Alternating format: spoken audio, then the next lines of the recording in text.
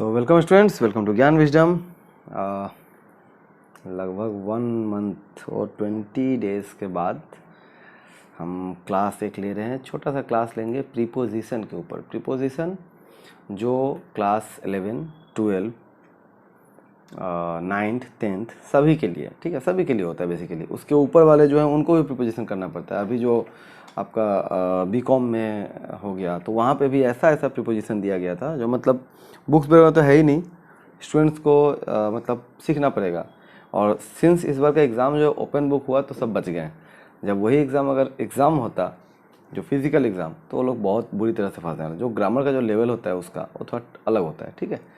चलो कोई ना, तो हम प्रीपोजिशन कर रहे हैं। ये क्लास 9 वाला प्रीपोजिशन है। किसके लिए? क्लास, अरे भाई बहुत दिन हो गया यूज़ नहीं हुआ, लग रहा है ख़राब हो गया क्या? चलो ठीक है, ठीक ना। सो क्लास 9 के लिए हम प्रीपोजिशन कर रहे हैं। 9th क्लास की हम प्रीपोजिशन देखेंगे और ज़्यादा नहीं, मैं बस 2 साल का करवाऊंगा, ठीक है। ये मॉडल क्वेश्चन बैंक है। मॉडल क्वेश्चन बैंक आप जानते होंगे, जो आरजी का जो निकलता है तो उसका मॉडल क्वेश्चन बैंक है। मैं 2 कराऊंगा। इसमें टोटल 20 के आसपास होता है और इसका जो रिस्पॉन्स होगा उसके ऊपर हम डिपेंड करेगा कि आगे किस मतलब आगे का बने या ना बने, ठीक है। मैंने सोचा इतना सारा टाइप वाइप करके देने से अच्छा है कि डायरेक्टिव करा दो, ठीक है। मॉडल क्वेश्चन बैंक से कोई प्रॉब्लम नहीं है। आप जो है क्वेश्चन विथ आंसर आराम से लिख लो, एकदम वेरीफाइड होगा सब कुछ, ठीक है, एकदम सही होगा। और मैं सिर्फ आंसर ही नहीं कराऊंगा, आपको उसका रीज़न भी बताऊंगा। प्लस प्रीपोजिशन का ऑलरेडी मैंने पहले भी क्लास दे दिया है, तो आप पहले जाकर वो सब क्लास देखो ताकि उसमें आपको कॉन्सेप्ट मिलेगा, ठीक है, हर एक चीज़ का। और यहाँ पर तो प्रैक्टिस है, ठीक है, ये जस्ट प्रैक्टिस सेट है। और ये क्लास किसके लिए होगा तो देखो, ये 9th का भी काम में आएगा, 10th वालों को भी काम में देगा ही देगा। 11 में प्रीपो नहीं पूछता है आजकल, बट जो 12th में है उनके लिए भी होगा, ठीक है। ऑल्टी वाले के लिए भी होगा, ठीक है। इसके अलावा कोई अगर बीए कर रहा है, बीकॉम कर रहा है, जहाँ पे भी इंग्लिश ग्रामर है और प्रीपोजिशन का टॉपिक है तो उन सभी एग्जाम्स में पूछा जा सकता है, ठीक है। तो आप आराम से इसको दो। अच्छा, मेरा जो वर्ड है ये हो गया छोटा सा, हम इसे थोड़ा सा मोटा करना चाहते हैं, किधर से करें? चलो ठीक है, बाद में देखेंगे इसको। 1 सेक, नहीं इधर में नहीं। ओके, तो मैं इसको हटा देता हूँ एक बार। चलो, सो पहला आपके पास क्वेश्चन है, distribute the mangoes dash these 10 boys. तो आपको जब मैं जो क्लास जो ले रहा था 1 साल पहले का क्लास होगा, आप जाके देखना। प्रीपोजिशन ऐसे मारो यूट्यूब पे, अगर चैनल पे देख लो तो यहीं से आपको मिल जाएगा। ये भी ऐसे मारो ज्ञान विजडम प्रीपोजिशन, तो वहाँ पे आपको आ जाएगा। तो उसमें मैंने 2-3 क्लास लिया, लाइव क्लास, तो वहाँ पे समझा बताया, वो आप देखो। पूरा प्रीपोजिशन का जो बेसिक से सब समझ में आ जाएगा। जो 9, 10, 11, 12 का जो रिक्वायर्ड है वो डिस्ट्रीब्यूट। और हमारे पास 2 वर्ड है, एक बिटवीन। जब बिटवीन आता है तो जैसे मैं बोल रहा हूँ कि Ram is sitting between Sita and Lakshman, तो राम जो या Sita is sitting between Ram and Lakshman, तो बीच में जब बात आए तो इधर कोई है और बीच में है तो बिटवीन हम बोलेंगे, ठीक है। अगर हम बोल रहे हैं 10 लड़कों के बीच में इन आमों को बांट दो, इन चॉकलेट्स को बांट दो, तो उसमें क्या होगा, डिस्ट्रीब्यूट आपको दिया रहेगा। और जब नंबर ऑफ बॉयज़ जो है, जब जो नंबर ऑफ जो जिसके बीच में डिस्ट्रीब्यूट करना है वो 2 से ज़्यादा है, तो वहाँ पर आपको क्या लगाना है, वहाँ पर आपको लगाना है अमॉन्ग। क्या लगाना है? अमॉन्ग, ठीक है। सो बिटवीन और अमॉन्ग में जो डिफरेंस है, आई थिंक आपको ये क्लियर हो गया होगा, ठीक है। चलो नेक्स्ट देखते हैं। मतलब बिटवीन कब लगेगा? जब 2 के बीच में बांटना हो, ठीक है। और 2 से ज़्यादा के बीच में जब भी आपको बांटना है तो क्या आपको लगाना है? अमॉन्ग लगाना है। वी आर नॉट सेटिस्फाइड, तो सेटिस्फाइड के साथ जनरली क्या लगता है? विथ लगता है, ठीक है। मतलब 80 to 85% केस में विथ लगता है, कभी कभी एट, बाई, ये सब जो भी यूज़ होता है, बट नॉर्मली क्या होता है, विथ होता है। और यहाँ पर विथ ही होगा, तो आपको बस विथ ही देना है, ठीक है। नेक्स्ट देखते हैं। The lady is blind dash her son's fault. अब यहाँ पर देखो, प्रीपोजिशन एक ऐसा टॉपिक है इंग्लिश ग्रामर के अंदर जो आप 5000 प्रीपोजिशन सीख लो, ठीक है, 5000 आप रट्टा लगा लो, फिर भी मैं आपको ये लिख के नहीं दे सकूंगा, या आप अपने आप को ये गारंटी नहीं कर सकोगे कि एग्जाम में जो भी पूछा जाएगा प्रीपो वो आप कर पाओगे, ठीक है। रीज़न क्या होता है कि इतना करने के बाद भी हो सकता है 5001 वाला जो है आपको नहीं आता, ये प्रॉब्लम होता है, ठीक है। तो इसलिए आप इसके बारे में जितना आप सुन लो, जितना आप सीख लो उतना अच्छा है। और बेसिकली मैं तो बोलूँगा कि जब भी आप सीखो तो आप लॉजिक के साथ सीखो, ठीक है, सिर्फ रट्टा मार से फ़ायदा नहीं है यहाँ पे। हाँ, the lady is blind dash her son's fault. तो ब्लाइंड लोग जो है ना वो 2 तरह से होते हैं, मैं अपने क्लास में बताया था। एक होता है जन्मजात अंधा, ठीक है, मतलब कि जो असली में अंधा है तो वहाँ पर ऑफ लगाना है। जो रियल में है, जैसे he is blind of an eye, वो एक आंख से या 1 आई, तो वो अपने एक आंख से क्या है, अंधा है, ठीक है। लेकिन अगर कोई लोग अंधा नहीं है बट अंधा है। मतलब कैसे, जो माँ जो होती है ना अपने बेटे के सारे गलतियों को मतलब छिपा के चलती है कि नहीं नहीं मेरा बेटा तो कुछ कर ही नहीं सकता है, वो तो बहुत भोला है। हाँ, तो वैसे केस में जो होगा वहां पर क्या होगा, हम टू लगाएंगे। तो the lady is blind to her son's fault. ठीक है, जैसे यहाँ पे the lady is blind to the fault of her son. ठीक है, यहाँ पे फॉल्ट ऑफ हर सन है बट होना अच्छा ये लगता है सन्स फॉल्ट। ठीक है, नेक्स्ट देखते हैं। दे विल हैव फिनिश्ड। अच्छा, इसको मैं थोड़ा सा बड़ा कर लेता हूँ ताकि अच्छा रहेगा। एक सेकेंड।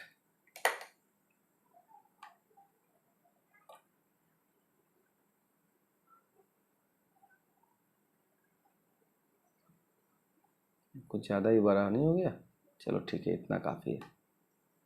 हाँ, दे will have finished the work dash Sunday next. तो अगले संडे तक वो जो है अपना काम कर चुके रहेंगे। ठीक है, इसका मतलब ये हुआ। सो आप ऑन नहीं लिखोगे, देखो जनरली डे के साथ ऑन लगता है बट क्या बोला, आने वाले संडे तक वो अपना काम कर चुके रहेंगे। तो ऑन कैंसिल, इन कैंसिल, बच क्या गया बाई। ठीक है, so they will have finish the work by Sunday next. अगले संडे तक वो अपना काम कर चुके रहेंगे। ठीक है, नेक्स्ट क्या है, please apply dash the principal. So आप पढ़े होगे apply for the post and apply to someone. So apply for something, apply to someone, so apply to the principal. तो यहाँ पर टू है, यहीं पे देखो टू है।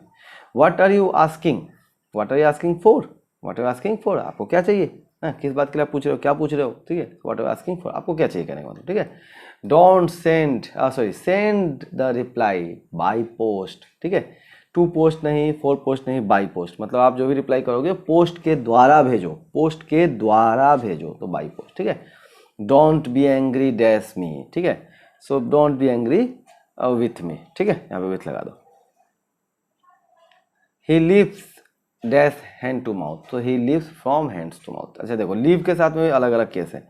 लीव में अगर मैं बोलूँ आई लीव, ठीक है, डैश टीचिंग, मैं पढ़ाकर जिंदा रहता हूँ। तो जिंदा रहता हूँ मतलब आई लीड माई लाइफ, मैं जो अपना जीवन जो है मैं जी जो रहा हूँ, मैं अपनी जीवनी जो कमा रहा हूँ, कैसे कमा रहा हूँ, टीचिंग करके। तो वहाँ पर हम लिखेंगे by, I live my, I live by teaching.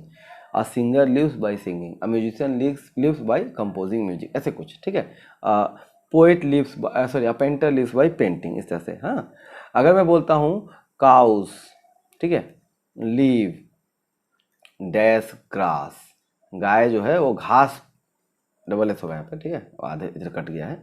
तो काउज लीव डैश ग्रास, गाय जो है वो घास पे जिंदा रहती है। तो कई बार लोग इसको ना लिख देते हैं काउज लीव ऑन ग्रास। ठीक है, और वो सही भी होते हैं क्योंकि ये गलती से सही हुआ बात हो गया। ठीक है, कि गलती से सही हो गया।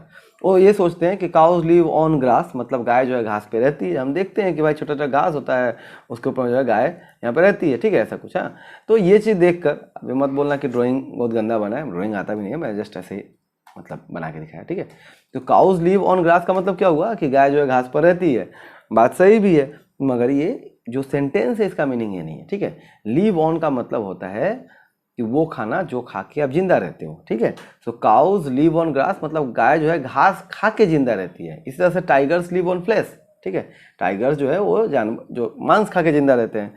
ठीक है, तो वहां पर लिव ऑन होगा।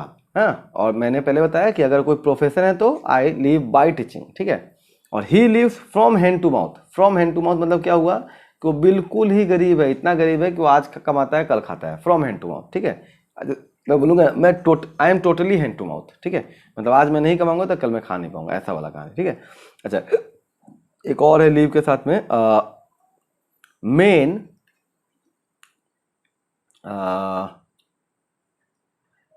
कैन नॉट, ठीक है, man can not leave dash bread alone, आदमी को ब्रेड अलोन। ठीक है, सिर्फ रोटी मिलने से वो जिंदा नहीं रहता है। That means man needs, man need everything actually, family, friend, सब कुछ चाहिए ना उसको, गाड़ी भी चाहिए, लग्जरी भी चाहिए, दुख भी चाहिए, सुख भी चाहिए, सब कुछ चाहिए। So man can not live dash bread alone. तो यहाँ पर ब्रेड मतलब क्या है, रोटी। तो सिर्फ रोटी खा के आदमी जिंदा नहीं रहता है, कहने का मतलब ये हुआ। अब देखो रोटी मतलब खाना, खाना मतलब ये वाला ग्रास वाला बात मतलब ऑन हो जाएगा। तो यहाँ पे लोग गलती से ऑन लगा देते हैं जो गलत है। Man can not live by bread alone. ठीक है, man can not live on bread नहीं, man can not live by bread alone, एक कहावत टाइप है, तो इसको आप ऐसे ही याद रखोगे, ठीक है। चलो इसको मैं एक बार हटा देता हूँ, और आप जो भी सुने हो मे भी अगर चाहो तो नोट कर लेना, और नहीं चाहो तो मत करो। ओके, नहीं देखो, please convey the message to all, ठीक है, कॉन्वे के साथ में टू ही लगता है तो टू ही लगेगा, ठीक है। We are not interested dash your stay.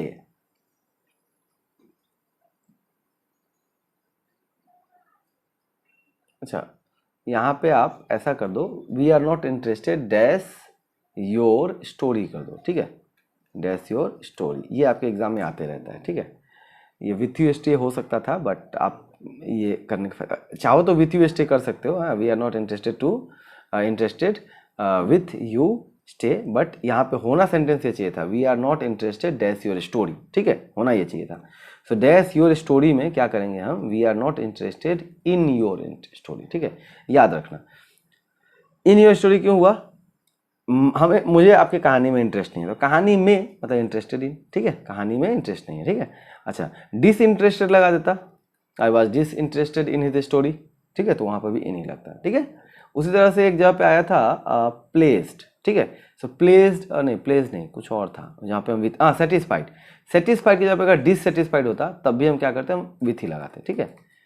अच्छा, प्लेस्ड के साथ भी विथ लगता है, डिस्प्लेस्ड के साथ भी विथ लगता है। व्हाट आर यू आस्किंग बच्चे तो हो चुका है, किधर गया next, the car ran dash the goat, with दिया है, अलोंग दिया, ओवर दिया है, तो अब देखो यहाँ पे आपको लग रहा होगा ran, ran along, ran over, ran with, तो रैन विथ तो हम सुनते नहीं हैं, रैन अलोंग हम भी नहीं सुनते हैं, रैन ओवर सुनते हैं। रैन ओवर का मतलब क्या हुआ, रन ओवर, रन ओवर मतलब जैसे मान लो बकरी रही होगी यहाँ पे नीचे और कार चला गया होगा इसके ऊपर से, ठीक है, तो मतलब बकरी जो है मर गई कहने मतलब, so the car ran over the goat, ठीक है। तो मैंने आपको अभी 2 करा दिया है, हाँ ज़्यादा करा सकता but time is not allowing मी, ठीक है, आई थिंक आधा आपको मिला नहीं था स्टार्टिंग में, अभी दे देता हूँ। ओके, सो 12 मिनट का वीडियो हो गया, नो डाउट, कोई दिक्कत नहीं है, कोई प्रॉब्लम नहीं है। अगर आपने कुछ सीखा है तो अच्छी बात है, इसको नोट कर लेना, और आगे जाकर अगर आपका रिस्पॉन्स अच्छा रहा, नीचे कमेंट अच्छा आया, तो आगे यहाँ पर देख लो बहुत सारा है, ठीक है, पूरा 9 का करा दूंगा, फिर 12 का करा दूंगा। अच्छा, एक बात बताता हूँ, 9 हो, 12 हो, 10 हो, कोई भी हो, ग्रामर में किसी का कोई लिमिट नहीं होता है, कहीं से कुछ भी पूछा जा सकता है, इसलिए आप पूरा ही सीखो, अच्छी तरह सीखो, और यही सेम क्वेश्चन देखना आप क्लास 12 में आपको मिल जाएगा, ठीक है। सो थैंक यू, मिलते हैं अगले वीडियो में, बाय बाय। एंड हाँ, और एक और बात, जो लोग क्लास 12 वाले हैं, जो क्लास 12 का नोट्स लेना चाहते हैं, ठीक है, वो लोग जो है नीचे कमेंट करके दे दें, और मुझसे चाहे तो कांटेक्ट कर सकते हैं, ग्रुप को ज्वाइन कर सकते हैं, क्योंकि उनका जो नोट्स है इंग्लिश वाला वो रेडी हो चुका है, नया वाला, ठीक है। मैं इतने दिन से मेरे पास में 5-10 लोग तो अभी तक पूछ दिए हैं बीच में, इस बीच में जब मैं किसी को बोल नहीं रहा हूँ लेने को, 5-10 से ज़्यादा ही बोले होंगे, तो मैंने उनको मना कर दिया कि अभी कोई नोट्स अभी नहीं मिलेगा, मैं उसको पहले अपडेट करूँगा, ठीक है। तो हर साल मेरा आदत ही है अपडेट करने का, तो उसमें कुछ चीज़ें अपडेट हो चुकी है, तो आप चाहो तो उसको अब ले सकते हो, ठीक है। प्राइस की बात जो है मैं अगले वीडियो में करता हूँ, या जो मैं लॉन्च करूँगा इस साल का, तब